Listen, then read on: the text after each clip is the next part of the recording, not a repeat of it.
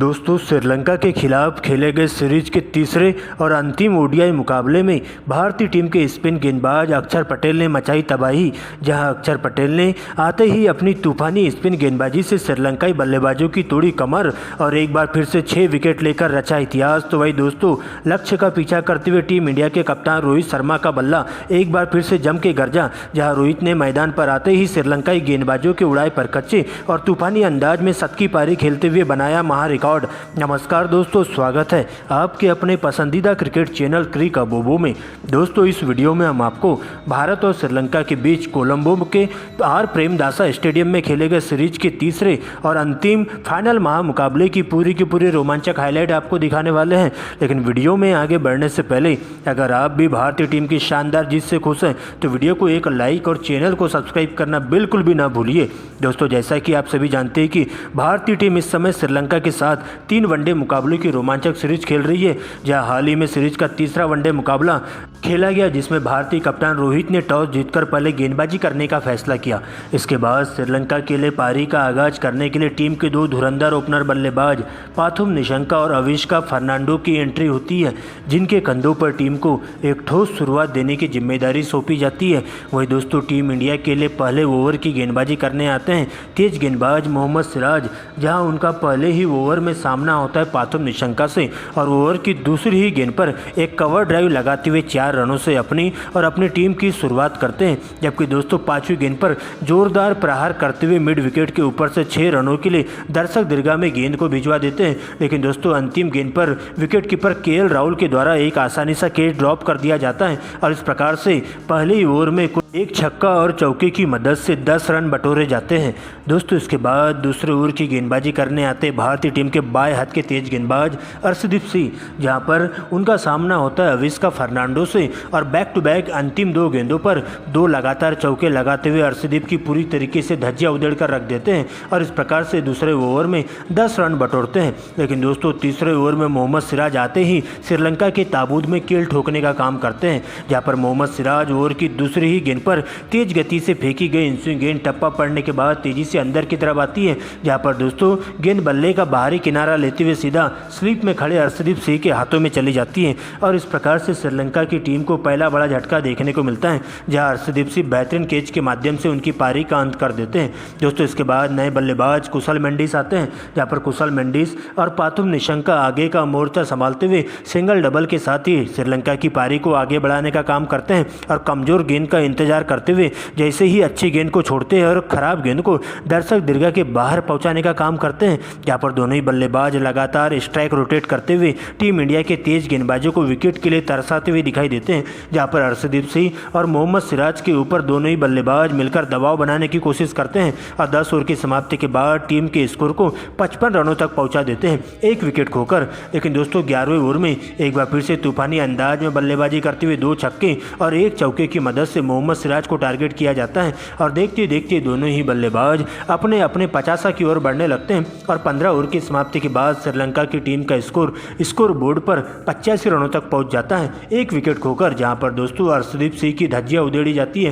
तो वे दोस्तों दूसरे छोर से भारतीय टीम के तेज गेंदबाज मोहम्मद सिराज भी अपनी लाइन से भटकते हुए दिखाई देते हैं और दोनों ही बल्लेबाज अपना 50 पूरा करते हुए टीम को तेजी से 20 ओवर की समाप्ति तक 120 रनों तक पहुंचा देते हैं। लेकिन दोस्तों, इसके बाद स्पिन गेंदबाज अक्षर पटेल की एंट्री होती है, जहां पर 21वां ओवर करने के लिए भारतीय टीम के स्पिन गेंदबाज अक्षर पटेल आते हैं। जहां उनका सामना होता है पाथुम निशंका से और पहली ही गेंद को दर्शक दीर्घा के बाहर 6 रनों के लिए भिजवा दिया जाता है। लेकिन दोस्तों, अगली ही गेंद पर अक्षर पटेल शानदार कमबैक करते हैं, जहां पर बड़ा शॉट खेलने के चक्कर में पाथुम निशंका 60 रनों के निजी स्कोर पर कैच आउट होकर डगआउट की ओर लौटते हैं। जिसके बाद नए बल्लेबाज के तौर पर कुशल परेरा की एंट्री होती है और अगली ही गेंद पर उन्हें भी एलबीडब्ल्यू आउट करते हुए अक्षर पटेल एक ही ओवर में 2 विकेट लेकर श्रीलंका के बल्लेबाजों की पूरी तरीके से कमर तोड़ के रख देते हैं। लेकिन दोस्तों, इसके बाद नए गेंदबाज के तौर पर भारतीय टीम के मीडियम तेज गेंदबाज शिवम दुबे आते हैं, जहां पर दोस्तों 25वें ओवर में शिवम दुबे को टारगेट किया जाता है। जहां कुशल मेंडिस और सदीरा समर विक्रमा आगे का मोर्चा संभालते हुए भारतीय टीम के गेंदबाजों पर टूट पड़ते हैं। जहां पर दोस्तों सबसे पहले शिवम दुबे को टारगेट किया जाता है, और इसी ओवर में 2 छक्के और 1 चौके के साथ 18 रन बटोरे जाते हैं। हालांकि इसके बावजूद भी दोनों ही बल्लेबाज यही नहीं रुकते हैं और टीम इंडिया के स्पिन गेंदबाजों के साथ साथ तेज गेंदबाजों पर धावा बोलना शुरू कर देते हैं, जहां पर खास तौर पर कुलदीप यादव को टारगेट किया जाता है और उनके हर ओवरों में चौकी छक्कों की झड़ी लगाते हुए पूरी तरीके से उनकी धज्जियां उधेड़ दी जाती है। लेकिन दोस्तों 35वें ओवर में श्रीलंका को चौथा बड़ा झटका दिया जाता है शिवम दुबे के द्वारा और इस प्रकार से शिवम दुबे कुशल मेंडिस को 51 के स्कोर पर LBW आउट कर देते हैं। जिसके बाद नए बल्लेबाज कप्तान चरित असलंका आते हैं और सदीरा समर विक्रमा के साथ मिलकर आगे का मोर्चा संभालते हुए लगातार स्ट्राइक रोटेट करने का काम करते हैं, जहाँ पर पहले तो दोनों ही बल्लेबाज काफ़ी फूंक कर बल्लेबाजी करते हुए तेजी से रनों की बारिश करना शुरू कर देते हैं। लेकिन दोस्तों इसी बीच 45वें ओवर में एक बार फिर से टीम इंडिया के स्पिन गेंदबाज अक्षर पटेल आते ही श्रीलंका पर काल बनकर टूट पड़ते हैं, जहां पर अक्षर पटेल इसी ओवर में 3 गेंदों में लगातार 3 विकेट लेकर श्रीलंकाई बल्लेबाजों की धज्जियां उधेड़ कर रख देते हैं और एक प्रकार से श्रीलंका के बाकी के बल्लेबाज ताश के पत्तों की तरह एक के बाद एक सस्ते में अपना विकेट गंवाते हुए पवेलियन का रास्ता नापते हैं। जहां पर दोस्तों चरित असलंका 2 रन तो वही सदीरा समर विक्रमा 22 रन के निजी स्कोर पर LBW आउट हो जाते हैं, जबकि नए बल्लेबाज के तौर पर आए लियांगे भी बिना खाता खोले ही पवेलियन को लौटते हैं। इसके बाद दोस्तों नए गेंदबाज के तौर पर वाशिंगटन सुंदर की एंट्री होती है, जहां पर वाशिंगटन सुंदर का सामना होता है विस्फोटक बल्लेबाज वेल्ला लागे के साथ, जहां पर वेल्ला लागे अंतिम के ओवरों में बॉल देखो और बॉल पेलो वाले नियम के तहत बल्लेबाजी करते हुए पूरी तरीके से भारतीय गेंदबाजों पर अटैकिंग क्रिकेट खेलना शुरू कर देते हैं, जहां पर वेल्ला लागे का साथ दिया जाता है हसरंगा के द्वारा और दोनों ही बल्लेबाज अंतिम के 4 ओवरों में तूफानी अंदाज में बल्लेबाजी करते हुए चौके छक्कों की झड़ी लगाते हुए टीम के स्कोर को तेजी से 300 रनों के नजदीक पहुंचा देते हैं, जहां पर वेल्ला लागे मात्र 38 गेंदों में ही अपनी हाफ सेंचुरी पूरी कर लेते हैं और इस प्रकार से श्रीलंका की टीम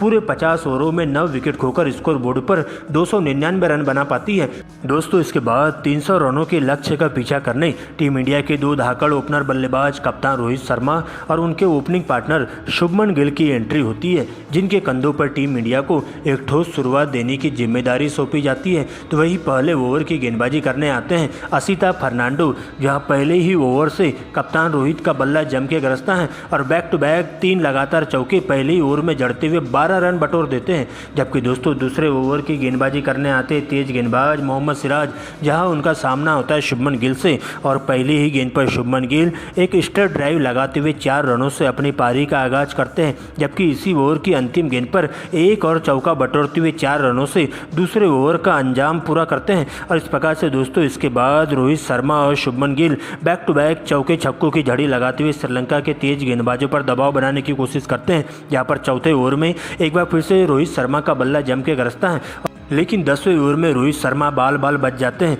जहां पर तेज गति से असिता की फेंकी गई इंस्विंग गेंद टप्पा पड़ने के बाद तेजी से अंदर की तरफ आती है और जाकर उनके सीधा पैड से लगती है। लेकिन दोस्तों DRS लेने पर रोहित शर्मा बाल बच जाते हैं और उसके बाद मिले जीवनदान का फायदा रोहित शर्मा के द्वारा उठाया जाता है और इसी ओवर की अंतिम 2 गेंदों पर बैक टू बैक 2 लगातार चौके जड़ देते हैं। इसके बाद तो रोहित का बल्ला बिल्कुल भी रुकने का नाम नहीं लेता है और हर ओवरों में रोहित शर्मा चौके छक्कों की झड़ी लगाते हुए वनडे को T20 बना देते हैं, जहाँ पर श्रीलंका के गेंदबाज पूरी तरीके से विकेट के लिए तरस जाते हैं और इस प्रकार से देखते ही देखते रोहित शर्मा मात्र 26 गेंदों में ही अपना अर्धशतक पूरा कर लेते हैं। तो वही दूसरे छोर से शुभमन गिल भी सिंगल डबल के माध्यम से ही अपने 50 की ओर बढ़ने लगते हैं और कप्तान रोहित शर्मा के साथ कंधे से कंधा मिलाकर लगातार स्ट्राइक रोटेट करने का काम करते हैं, जहाँ पर दोनों ही बल्लेबाज बेहतरीन तालमेल के साथ बल्लेबाजी करते हुए एक शत की साझेदारी पूरी कर लेते हैं। जहाँ पर दोस्तों 25वें ओवर में एक बार फिर से Shubman Gill back to back एक चौका और छक्का लगाते हुए अपनी हाफ सेंचुरी पूरी कर लेते हैं। तो वही दूसरे छोर से रोहित शर्मा बॉल देखो और बॉल पेलो वाले नियम के तहत बल्लेबाजी करते हुए श्रीलंका के गेंदबाजों पर कहर बनकर टूट पड़ते हैं, जहाँ पर दोनों ही बल्लेबाज मिलकर तेजी से रनों की बारिश करते हुए मैच को जल्दी से खत्म करने की कोशिश करते हैं। और 30वें ओवर में एक बार फिर से रोहित शर्मा 2 लगातार छक्के और 2 चौके लगाते हुए 20 रन बटोर लेते हैं और देखते ही देखते मात्र 57 गेंदों में ही रोहित शर्मा अपना शतक पूरा कर लेते हैं और 35 ओवर की समाप्ति के बाद टीम इंडिया का स्कोर बोर्ड पर 200 रनों के पास पहुंच जाता है। और इस 36वें ओवर में कप्तान रोहित शर्मा बड़ा शॉट खेलने के चक्कर में 101 रनों के निजी स्कोर पर सीमा रेखा के पास कैच आउट होकर पवेलियन गेंद की ओर लौट जाते हैं, जिसके बाद उनका स्थान लेने के लिए विराट कोहली की एंट्री होती है। लेकिन दोस्तों इसके बाद अगले ही ओवर में शुभमन गिल भी जल्दबाजी कर बैठते हैं। इसके बाद वाशिंगटन सुंदर की एंट्री होती है और उसके बाद दोस्तों वाशिंगटन सुंदर इसी ओवर की अंतिम गेंद पर एलबीडब्ल्यू आउट होकर डगआउट की ओर लौट जाते हैं और लगातार विकेट गिरने से टीम इंडिया पूरी तरीके से बैकफुट पर आ जाती है। जिसके बाद विराट कोहली का साथ देने के लिए श्रेयस अय्यर की एंट्री होती है। हालांकि श्रेयस अय्यर आते ही मैदान पर 2 लगातार रिवर्स स्वीप के माध्यम से 2 चौके बटोर देते हैं। तो वही दोस्तों दूसरे छोर से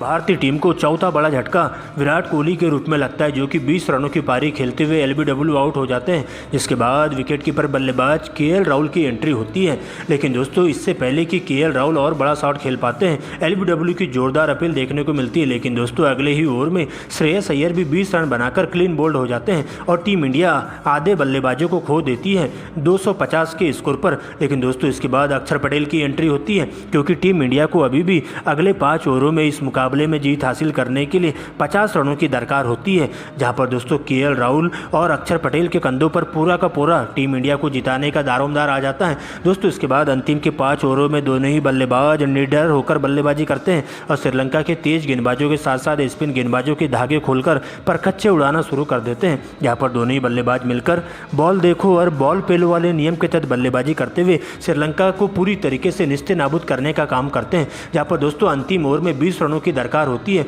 और इसके बाद अक्षर पटेल 2 छक्के और 2 लगातार चौके जड़ते हुए मैच को खत्म करते हुए टीम इंडिया को पूरी तरीके से 5 विकेट से जीत हासिल करवा देते हैं।